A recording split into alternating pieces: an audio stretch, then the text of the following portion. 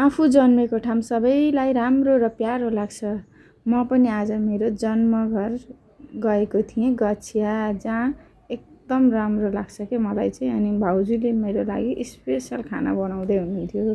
अनि पक्कै पनि म मासु लभरलाई मासु बिना स्पेसल हुन्छ त हुँदैन नि। त्यसैले भाउजूले सिलौटामा मजाले लसी जिरा र लसुन पिस्दै हुनुहुन्छ, किनभने मेरो लागि स्पेसल खाना बनाउनको लागि। अनि यसरी सिलौटामा लसी पिसेको मसला हालेर आगोमा पकाएको मासु वाउ सम्झिँदा पनि के भन्नु र होइन।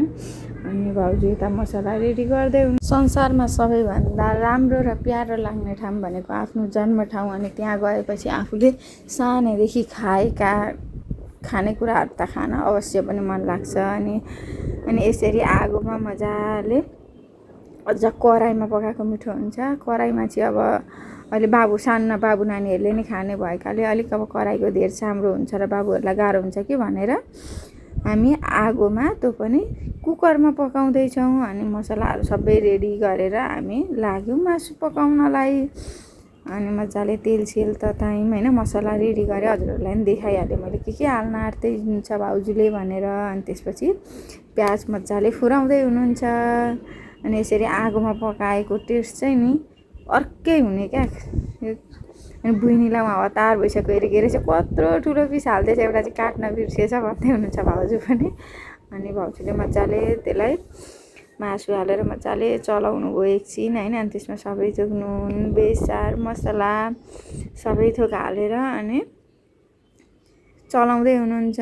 अनि बुइनी पनि उताबाट हेरिरहेको छिन्। अनि हामी पनि गफ गर्दैछौँ। म त माइत गएको हो नि त आनन्दले गफ गर्दै बसिरहेको छु। अनि भाउजूले सिटी लाउन बसाउनु भयो। अनि यता भाउजू अचार पनि बनाउँदै हुनुहुन्छ। आज चाहिँ म हजुरलाई मिठो नै कुरोको अचार खुवाउँछु ल भन्दै पनि हुनुहुन्छ। अनि तेल तताएर अनि पहिले दाल झान्दै हुनुहुन्छ। भाउजूले मिठो खाना बनाउनुहुन्छ कि। अनि बनाउँदै हुनुहुन्छ, उता केटाकेटी खेल्दै पनि छन्, केटाकेटी नै हेर्दैछौँ हामी। अनि यसरी अनि सधैँ आफूले खाना बनाएर खाने होइन। अनि कहिलेकाहीँ अरूले खाना दिएको खाना खाँदा चाहिँ एकदम आनन्द आउँदो रहेछ कि, आनन्द आउँछ।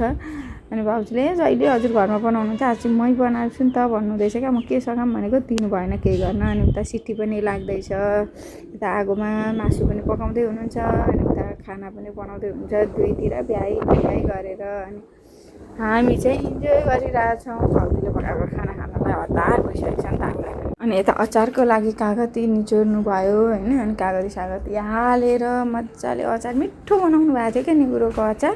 मैले चाहिँ यो खाना खाइसकेर घर आएपछि भोइस ओभर गरेँ क्या, त्यही भएर भन्दैछु मलाई फेरि खाम जस्तो भइरहेछ। अनि भाउजूले मजाले अचार पनि रेडी गर्नुभयो। अनि यता खाना पनि रेडी गर्नुभयो।